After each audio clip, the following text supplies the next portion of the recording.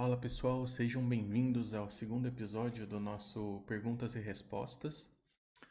Nesse programa aqui eu respondo as perguntas que vocês me enviam aí, seja por stories, por mensagem, as pesquisas que eu faço, enfim, a maneira que eu tenho como me comunicar com vocês e muitas vezes até comentários que vocês fazem.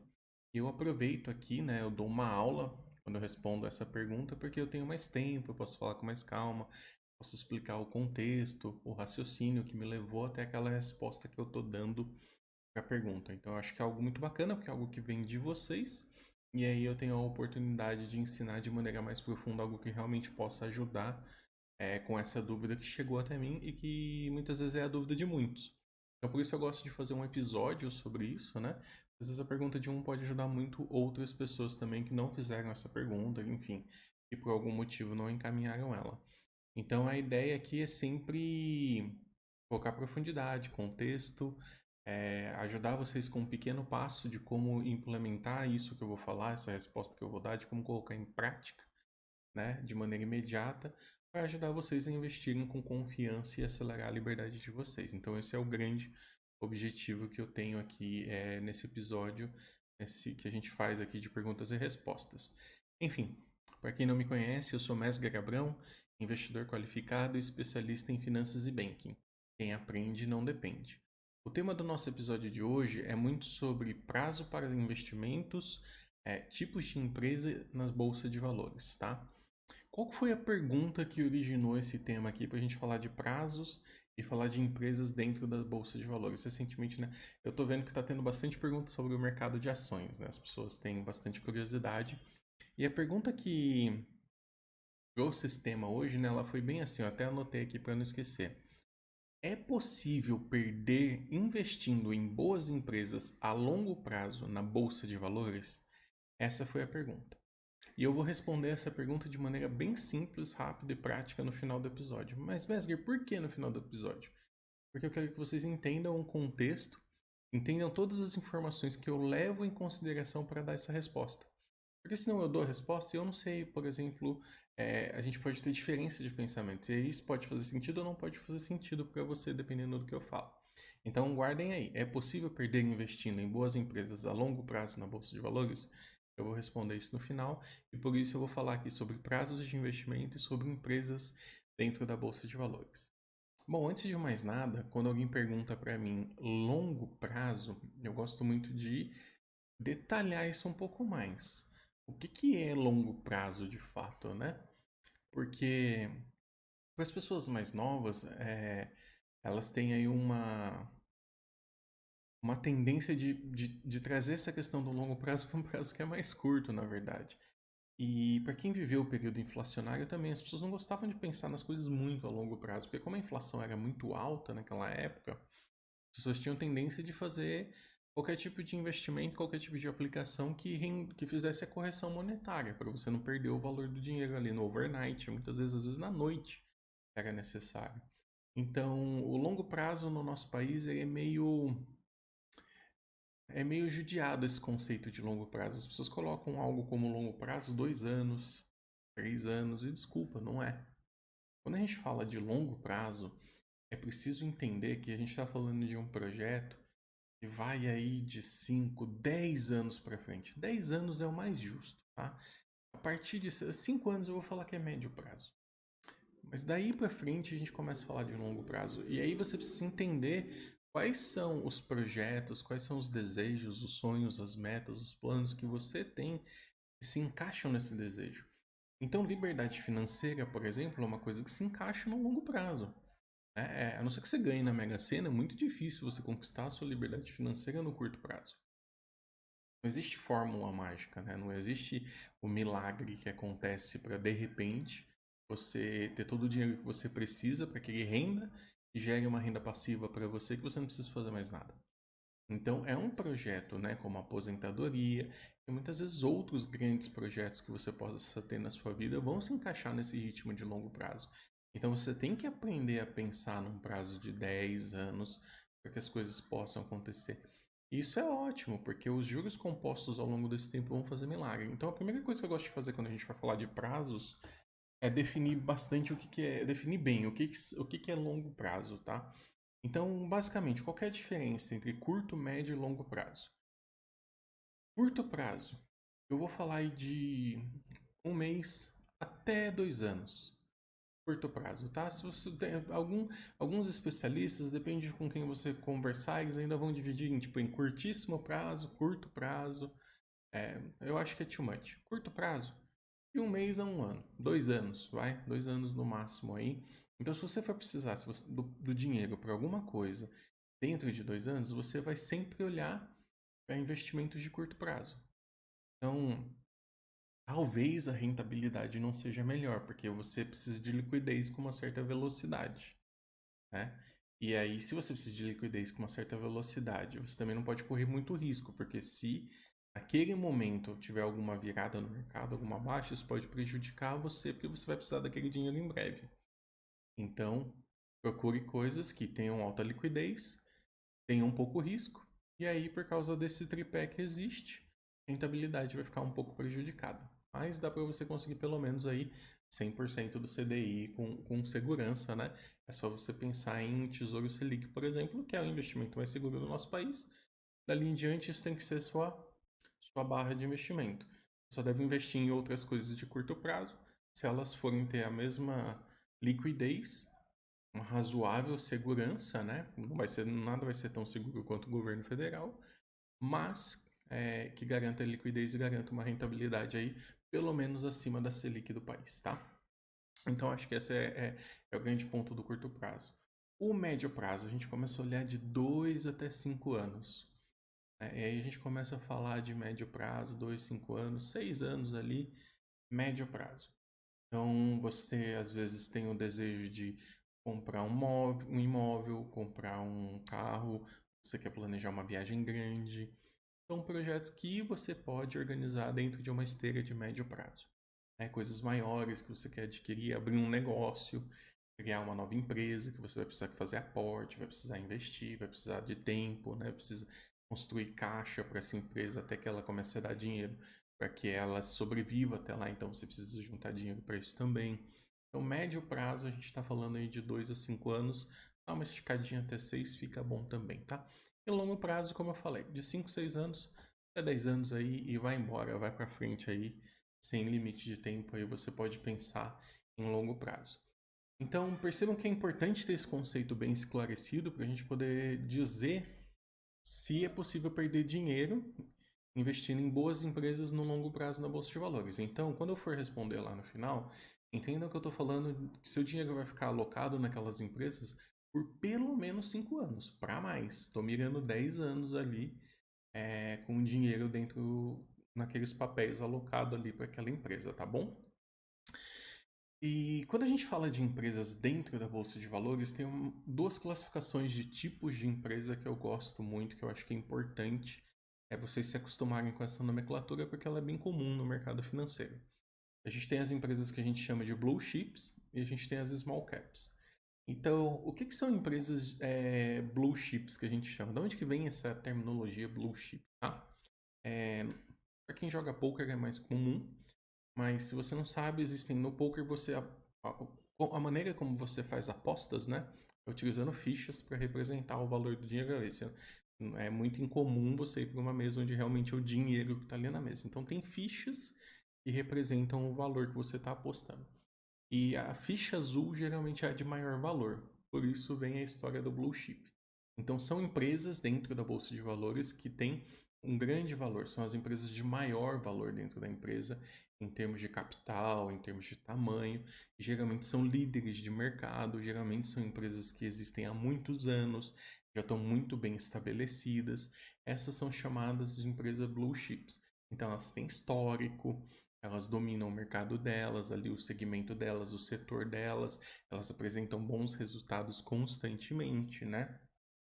Tem alta liquidez, isso significa que elas são muito negociadas na bolsa de valor. Então, se você der uma ordem de compra, uma ordem de venda, essas ordens são executadas basicamente em tempo real, porque existe muita liquidez, muita procura por essas empresas. E são negócios consolidados que estão ali há muito tempo. Então, quais são os benefícios das blue chips? Primeiro, histórico, tá?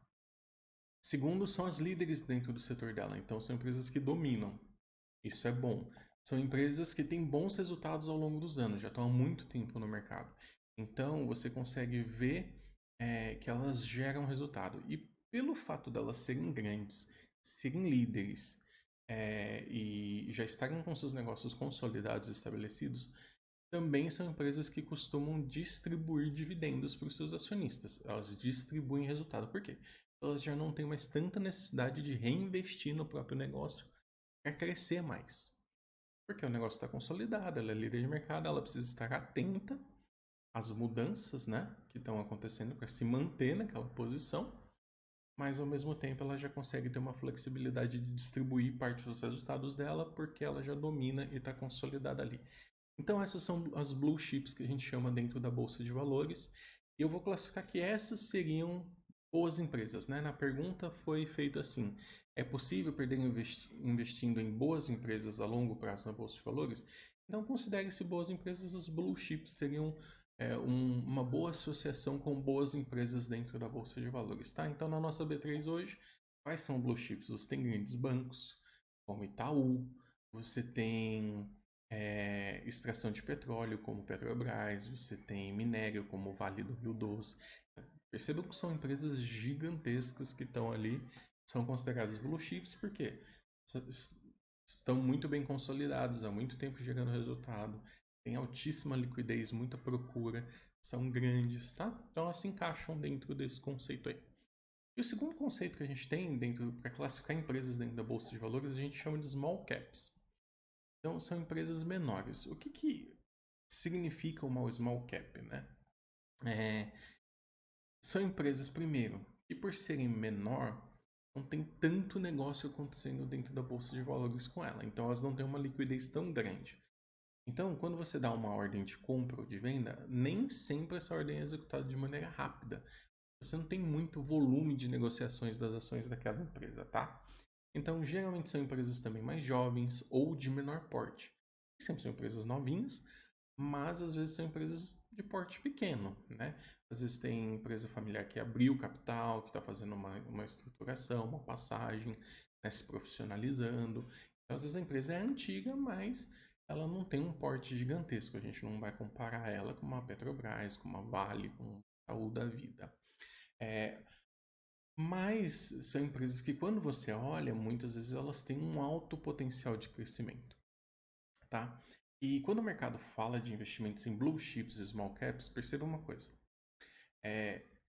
As blue chips são boas para distribuir parte do seu resultado, porque são empresas consolidadas. E as small caps são boas empresas para você aumentar o valor do seu patrimônio, porque elas têm uma oportunidade de fazer o valor da ação crescer muito. Por que isso acontece? É importante você entender. Uma Petrobras já é gigantesca, um Itaú já é gigantesco, já são empresas gigantescas dentro do nosso país. Então imagina você falar que o Itaú vai dobrar de tamanho.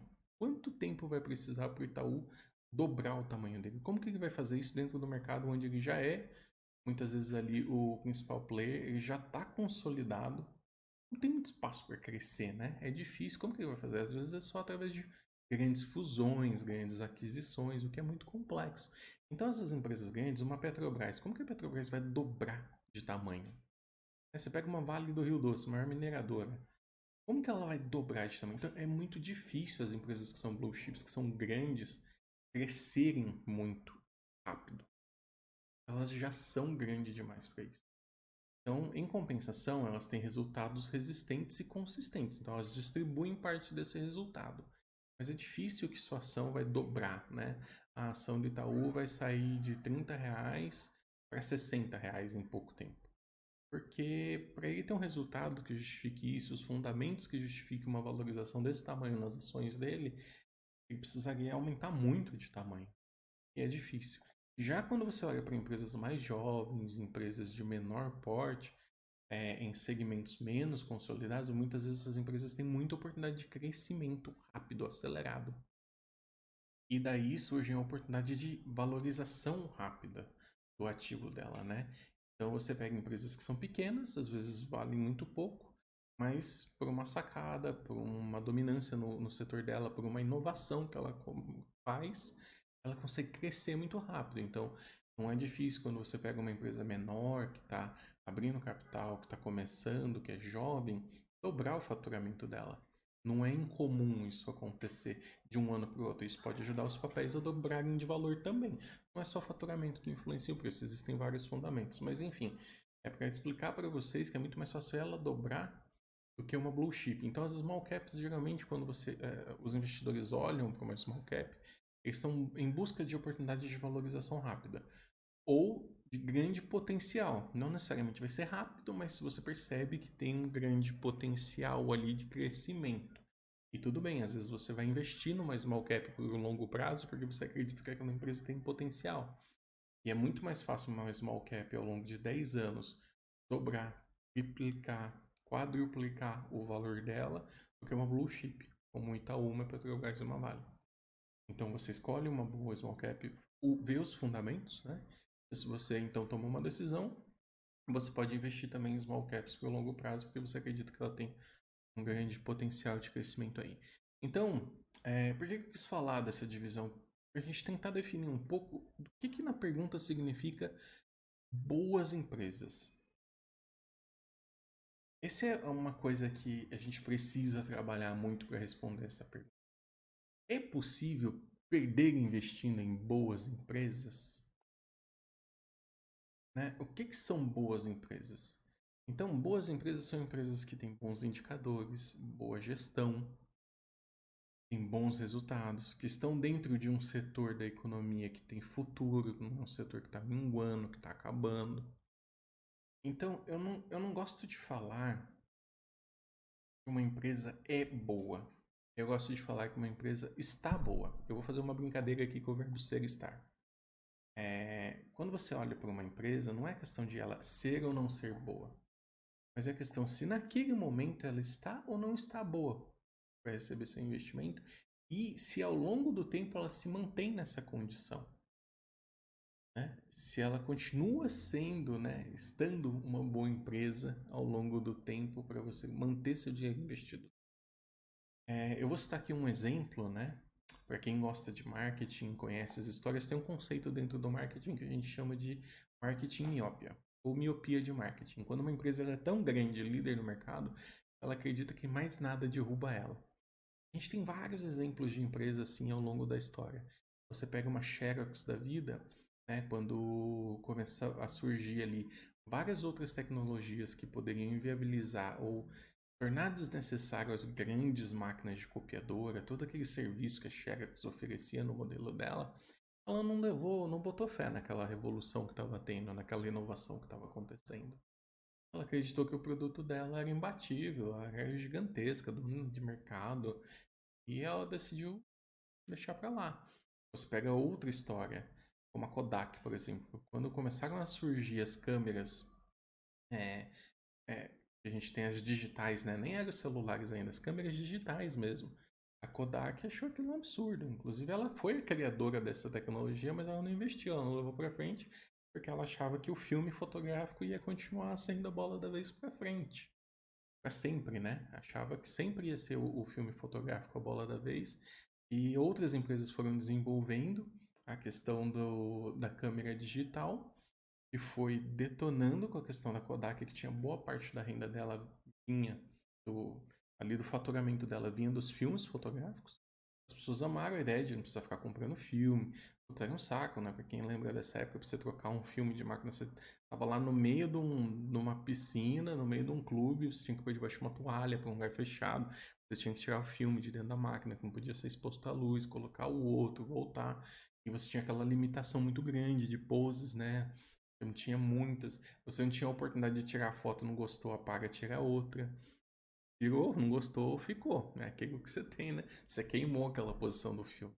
Então eu percebo que a Kodak ela achava que ela era dona, que nada ia mudar. E aí, o que aconteceu com os resultados dela? A empresa basicamente afundou, né? Você perguntar para as gerações mais novas aí, o pessoal mal sabe o que é Kodak. Então, eu quero falar que o conceito de boa empresa não é uma. Você tem que pensar muito como investidor, não é se uma empresa é boa ou não para investimento. É se ela está ou não está boa. E você tem que estar atento a esse tipo de coisa. Está tendo uma revolução naquele mercado. Essa empresa que hoje é boa, ela está atenta a isso, a gestão dela está atenta a isso, eles estão fazendo as mudanças necessárias para proteger a posição deles, eles continuam investindo, continuam crescendo, continuam antenados, né? Para você perceber. Então, por exemplo, você pega os bancos, as fintechs aqui no Brasil estão com tudo. Os bancos, assim, se você investe em algum banco, esse banco está atento, ele está inovando, ele está trazendo novos serviços, ele está tentando se colocar ali junto para que as pessoas continuem preferindo o bancão em vez de levar tudo para uma fintech, porque senão eles perdem a posição deles. É mais difícil no setor financeiro e tudo, mas para vocês entenderem um exemplo, é muito uma questão de estar e não de ser. Então isso vai ajudando a gente a construir o seguinte: boas empresas, o que é longo prazo, né? Então você começa a entender, estou falando de deixar meu dinheiro 10 anos parado lá. Entendi, Mestre, que uma boa empresa é uma empresa que está boa e não que ela é boa, né? Ela está apresentando resultado com consistência, ela está atenta às mudanças no mercado dela, no segmento dela, para continuar sendo uma empresa atrativa para investimentos, gerando resultados ali, ou tendo potencial de valorização e de crescimento. Então, é importante vocês entenderem isso, tá? Entenderem que dentro da Bolsa de Valores existe a classificação de Blue Chip e Small Caps, e que em ambas as classificações você pode encontrar boas empresas, tá? A questão é que uma tem mais potencial de valorização no valor da ação e a outra tem mais potencial de distribuir resultados, porque a Small Cap, se é uma empresa que deseja crescer muito, você concorda que o correto é que ela pegue o resultado dela, o lucro dela, em vez de distribuir esse lucro os acionistas, que ela use esse lucro para reinvestir no negócio, para crescer mais, porque ela vai precisar de investimentos. Toda empresa que quer crescer numa alta velocidade precisa investir muito, investir em aquisição de clientes, investir em tecnologia, investir em força de trabalho, investir em várias coisas. Isso demanda muito dinheiro. E não faz sentido a empresa ficar pegando empréstimo caro, distribuindo o caixa dela para acionista. Então, o correto é que ela pegue aquilo e reinvista. Por isso, empresas em crescimento exponencial não distribuem seus resultados, porque elas vão usar aquilo para reinvestir no próprio negócio. Então, nem sempre é ruim ter uma empresa que não distribui resultado para os acionistas, desde que você veja que o resultado está sendo utilizado para o crescimento dela. Então, em vez de você receber retorno do seu investimento em dividendos, você vai poder receber retorno do seu investimento sem crescimento no valor daquela ação. Você pode vender posteriormente e fazer um lucro em cima daquilo. Então, tanto blue chips quanto small caps podem fazer isso, mas é muito mais fácil os small caps fazerem isso do que as blue chips, tá? Bom, por que é importante, então, investir em boas empresas no longo prazo?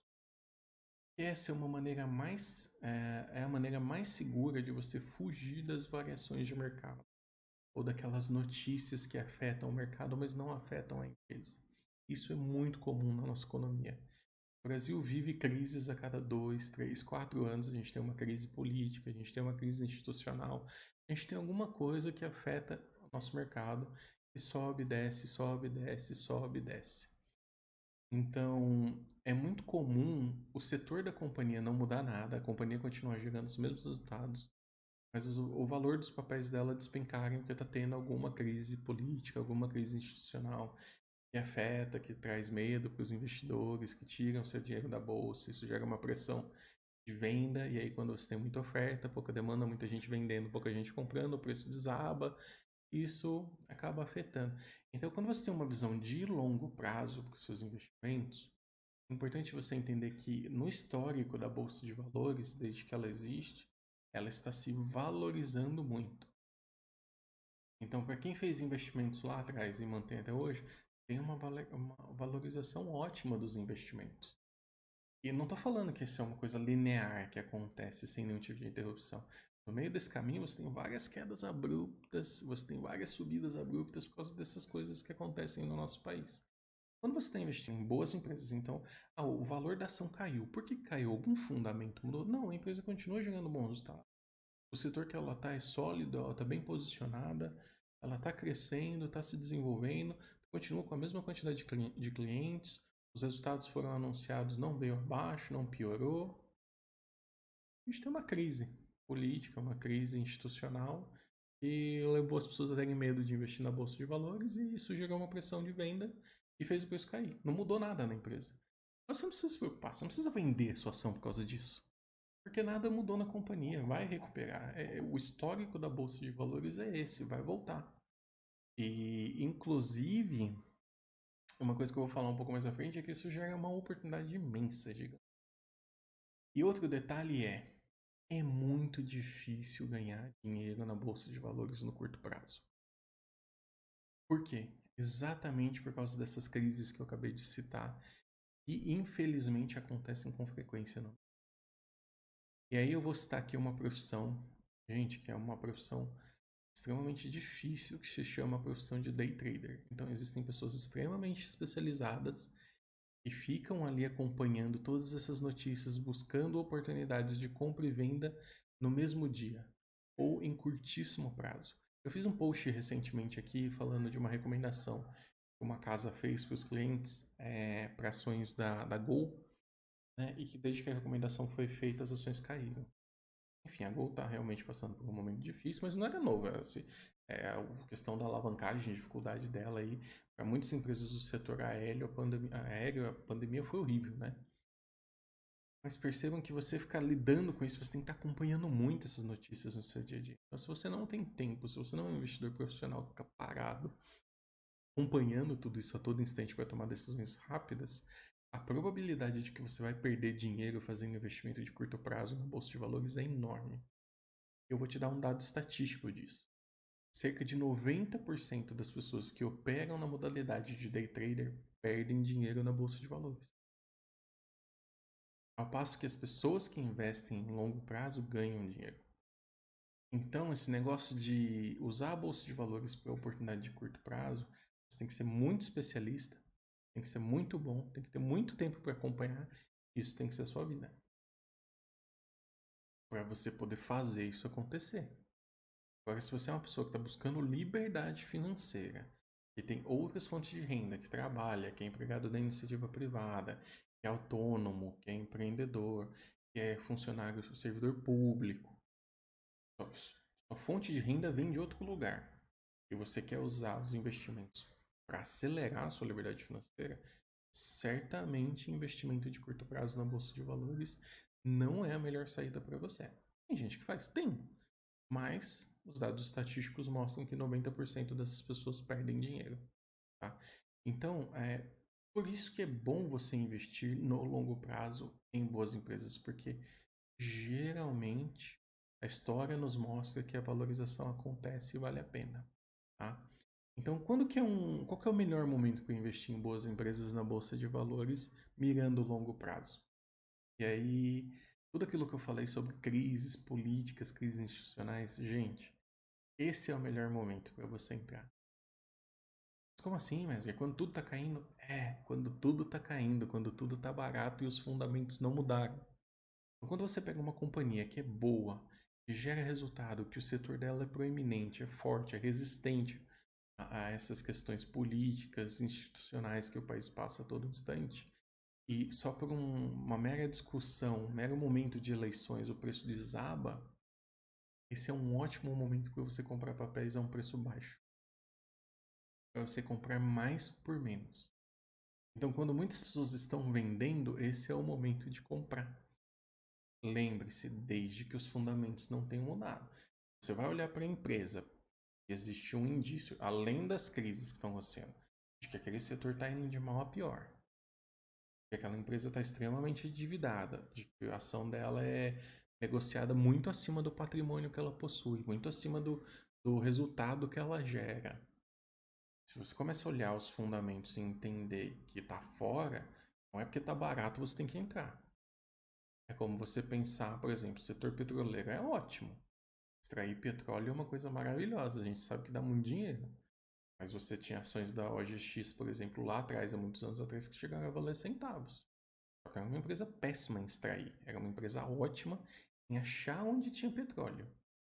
Mas era uma empresa péssima tecnicamente em arrancar o petróleo do chão.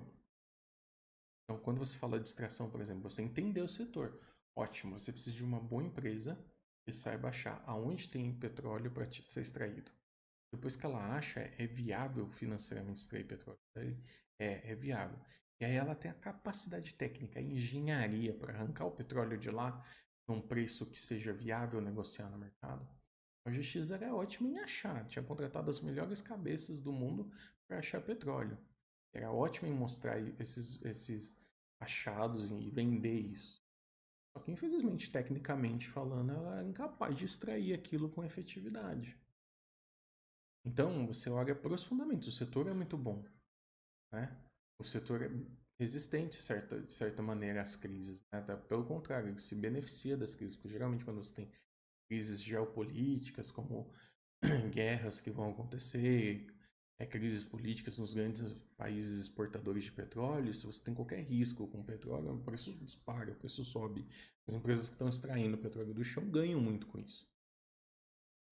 Mas perceba que não é porque a empresa está ali, você tem que olhar para os fundamentos. Então não é só o fato do preço cair que vale a pena, tá? Então, você tem que levar tudo isso em consideração para definir se aquela é uma boa empresa para você investir. E se o momento de baixa para aquela empresa é um ótimo momento de entrada, tá bom? Isso vale muito a pena quando você está mirando o longo prazo. E aí você olhar esses fundamentos que eu citei aqui. Você precisa olhar o setor econômico que ela se encontra, no setor que ela está. Então, por exemplo, é muito comum a gente ouvir falar setores que não são bons para investir. Setor de varejo, por exemplo. É um setor complicado. Por quê? Porque é um setor de margens muito curtas. Para eles venderem bastante, eles têm que dar muito desconto, fazer muita promoção para atrair clientes. E a concorrência é gigantesca. Então, a disputa é por preço, a margem fica extremamente apertada. E aí é um setor muito sensível às políticas econômicas também, porque se os juros crescem, os financiamentos aumentam, ficam mais caros, as pessoas compram muita coisa parcelada, muita coisa financiada. E aí essas empresas sofrem. Por quê? Porque fica mais caro você fazer o, o financiamento ali, né? Daquele bem que a pessoa quer comprar. Então quer comprar, vende geladeira, vende micro-ondas. E aí o financiamento está extremamente caro, a loja não consegue oferecer juros baixos. E aí, se você tem juros altos, aquilo encarece a conta para o consumidor. E esse é um consumidor que olha muito o preço, que é muito concorrido. E também que é um consumidor que muitas vezes tem um orçamento limitado. Percebe que você começa a desenhar um cenário onde o setor de varejo é muito complexo para ser perene. Então, às vezes você fala, você tem uma ótima empresa. Olha para o setor que ela está alocada. O setor de varejo, no longo prazo, geralmente está ruim. Você pega os últimos anos, você vai olhando tanto de empresa que era gigantesca e sumiu.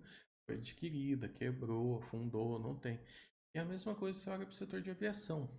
O setor que trabalha com margens extremamente apertadas, custos operacionais gigantescos, preso a muitas variações cambiais, muitas das coisas são feitas em dólar, mas eles têm receita em real.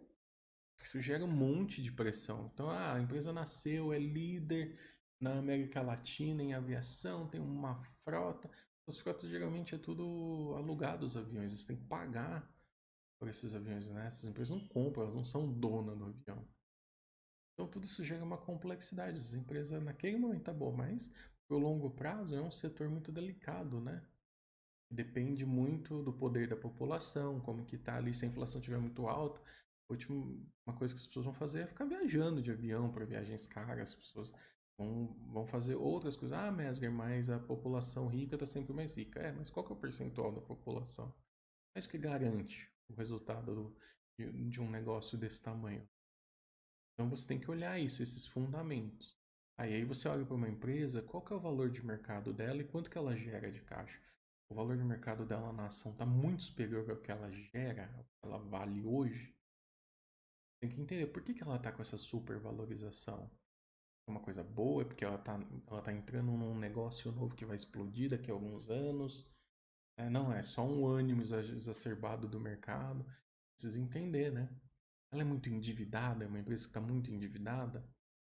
Então, se é uma empresa que está muito endividada, você tem que ficar esperto. Ela gera resultado suficiente para pagar esse endividamento dela. Senão vai chegar um momento que essa dívida vai bater na porta dela. Se ela não tem resultado para pagar aquilo, o que vai acontecer? Vai entrar com pedido de falência, vai dar problema. Se você é acionista de uma empresa que entra com falência, esquece. É a última pessoa que vai receber dinheiro. Não vai receber nada ali, porque praticamente você é um sócio da empresa. Então é isso, é você olhar para esses são bons fundamentos quando a gente quer falar de longo prazo, tá? Então, por isso eu falo que o que vale mais é você investir no longo prazo para pessoas normais, para pessoas reais como nós, que vivemos a nossa vida ou vivíamos a nossa vida e a gente fazia da nossa vida, tirava nosso sustento de outras coisas, de outras profissões. Porque se você tiver que ficar olhando dia a dia as variações, ou se tiver que ficar atento semana a semana no que está acontecendo, cada crise que surge, a cada influência da geopolítica, a guerra na Ucrânia, quando aí desaba o mercado. Se você está investindo no curto prazo, tudo isso te influencia. Se você está investindo no longo prazo, muitas dessas coisas passam a ser irrelevantes. É mais relevante do que todo esse contexto do mundo em volta é o fundamento da empresa e o setor que ela está. Essa empresa continua boa. E aí você não precisa fazer uma análise semanal diária. Você pode olhar os resultados da empresa quando eles saem trimestralmente, eles são divulgados. Pode olhar semestralmente e saber se aquela empresa continua se comportando bem, se os fundamentos que fizeram você escolher ela continuam bons. Muito provavelmente no longo prazo vai continuar gerando um bom resultado para você, tá? Bom, pessoal, então qual que é a melhor maneira de você começar? Para quem realmente está colocando o pezinho na bolsa pela primeira vez, eu recomendo muito essa questão de você olhar para as empresas em setores e empresas já consolidadas. Por quê? Porque elas sofrem menos variação de preço. Você vai testar menos o seu coração. Na Bolsa Brasileira as variações são comuns, tá? A Bolsa Americana as variações são menores. Um dia horrível caiu 1%. Aqui, um dia desastroso cai 5%, cai 10%, cai 15%. Então, aqui, a Bolsa Brasileira testa muito mais o coração de quem está começando, de quem não entende. Mas uma maneira de você ver menos essas variações gigantescas é você estar alocado em boas empresas já consolidadas, tá? E que tem um setor resistente, e que são menos suscetíveis às coisas externas. Então, se você olhar para o setor bancário, se olhar para o setor de energia, são setores que você pode começar com mais calma. Se você olhar para o setor de petroleiras, essas coisas, ali como tem a questão do governo, a empresa estatal, muitas vezes aí uma discussãozinha, uma crise política acaba gerando aí uma queda gigantesca no preço das ações. Você tem que ver se isso muda ou não os fundamentos da empresa, tá? Então, essa é uma boa maneira e isso evita os erros mais comuns, que é você entrar na bolsa de valores olhando recomendações e não entender o jogo que as pessoas estão fazendo. Então, muitas vezes, quando você olha para uma recomendação e alguma casa fala para você compre tal ação, e você não estuda a fundo e não vê se aquilo bate com o seu perfil, você entra num jogo que não é o seu.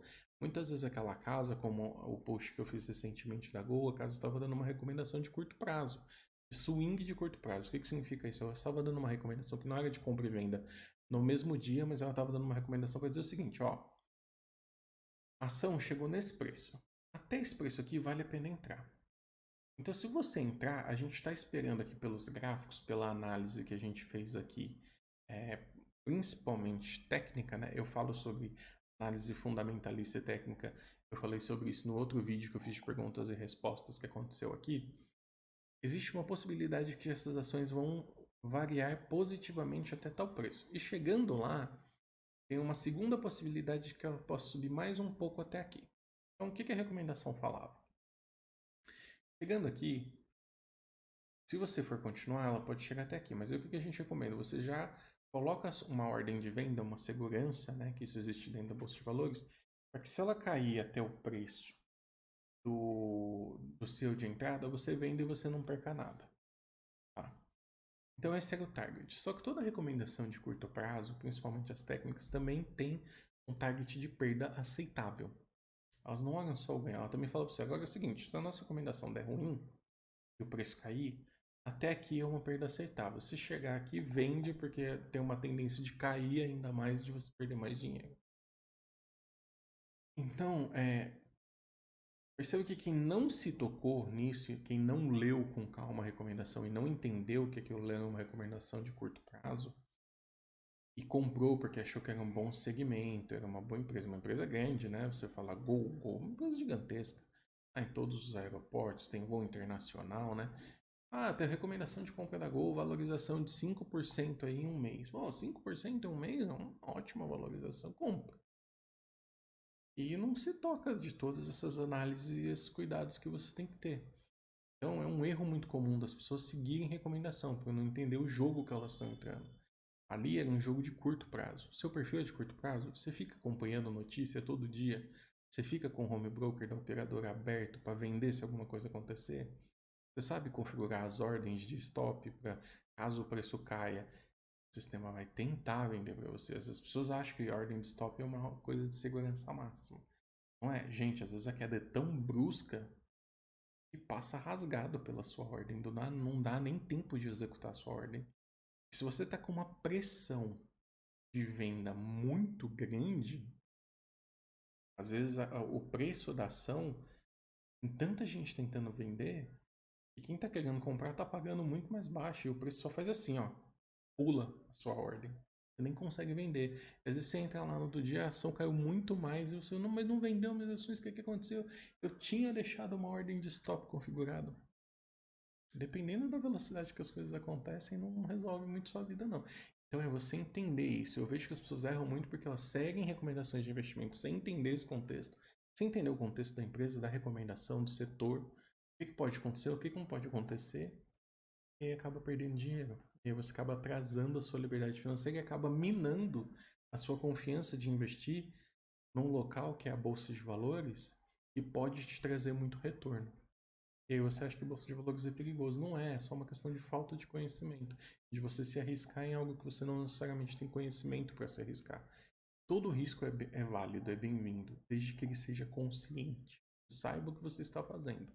Você está tomando risco, buscando um ganho de curto prazo, não tem problema. Mas você está ciente do que pode acontecer para cima e para baixo. E está tomando as medidas necessárias para evitar perdas maiores. Então, existe alguma exceção de que investir no longo prazo em companhias, em boas companhias, não seja bom, não é bom você fazer isso? E aí eu vou aproveitar aqui para responder a pergunta. É possível perder investimento em boas empresas a longo prazo na bolsa de valores? Sim, quando ela deixa de ser uma boa empresa. Então, o que significa? Que você precisa acompanhar se ela continua sendo uma boa empresa. Mas quando você mira o longo prazo, você não precisa fazer um acompanhamento diário, semanal, mensal da empresa. É bom você estar antenado, né? A empresa se envolveu em escândalo de corrupção. Tem que ser um sinal de alerta. Você precisa tomar uma medida rápida ali, dependendo do que aconteceu. Mas se ela continua sendo uma boa empresa, se você olha os resultados dela, que geralmente são divulgados trimestralmente, uma vez a cada 3 meses, olhar, os fundamentos se mantêm, o setor está bom, a empresa está boa. Por isso que eu falo que é bom você investir em coisas que você gosta, em assuntos pelo qual você se interessa. Porque vai fazer parte da sua rotina ler sobre aquele assunto. Isso já vai ser um ótimo indicador para você se aquela empresa se mantém boa ou não. Para você continuar alocado nela, para você continuar com os papéis comprados dela. E se ela se mantiver boa no longo prazo, vai continuar valendo a pena. Então a exceção pelo qual você pode perder dinheiro ao investir em boas empresas no longo prazo, quando ela deixa de ser uma boa empresa. E aí você não se toca disso, você não faz nada e deixa o dinheiro lá de qualquer maneira. E aí o negócio pode virar totalmente. E aí eu resgato os exemplos que eu dei aqui da Xerox e da Kodak.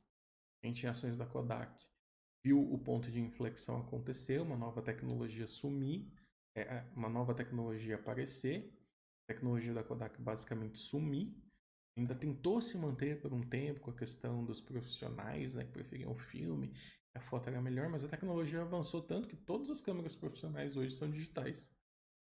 Os sensores evoluíram tanto, cresceram tanto que o filme basicamente sumiu. Então, quem não olhou isso falou, a Kodak era uma ótima empresa. Mas a inflexão aconteceu e o resultado começou a cair e a empresa afundou, basicamente. Se você ficou todo esse tempo alocado lá dentro, você vai perder dinheiro, não tem jeito que o negócio foi a bancarrota praticamente. Então você tem que estar atento para você saber se a empresa continua sendo boa ou não. Tá? Então, uma maneira de você saber se ela continua sendo boa é acompanhar os resultados dela e o setor dela. Por isso que é importante que você goste, tenha interesse naquele setor que você está investindo para fazer sentido no dia a dia ali. Tá bom, pessoal? Bom, espero que vocês tenham gostado do conteúdo de hoje. Desculpa responder a pergunta somente aqui no final, mas eu acho que era importante eu trazer todos os subsídios que me levam a essa resposta de é possível perder investindo em boas empresas no longo prazo? Sim, é possível, quando a empresa deixa de ser boa. Enquanto a empresa continuar sendo boa, você vai ganhar dinheiro. Só que você tem que estar ciente que existem as variações, né? Como eu disse, crises políticas, institucionais, econômicas. Mas se a empresa continua sendo boa a despeito de tudo isso que está acontecendo, a longo prazo você vai ganhar dinheiro, você vai ter bons resultados ali. Mas você tem que estar atento se ela continua sendo uma boa empresa. Se vocês gostaram do conteúdo, não esquece de comentar aqui, curtir para eu saber que vocês estão gostando. Eu gosto muito desse programa que a gente fez aqui do Perguntas e Respostas. Mandem as perguntas de vocês para eu trazer aqui com subsídio, com contexto, para eu responder as perguntas de vocês e saber se eu estou ajudando, se isso aqui realmente está ajudando vocês a investir com confiança e acelerar a liberdade financeira de vocês. Eu gosto muito porque quando você desmistifica muitas dessas coisas, tudo faz mais sentido, tá bom? Bom, é isso aí. Até a próxima. Tchau.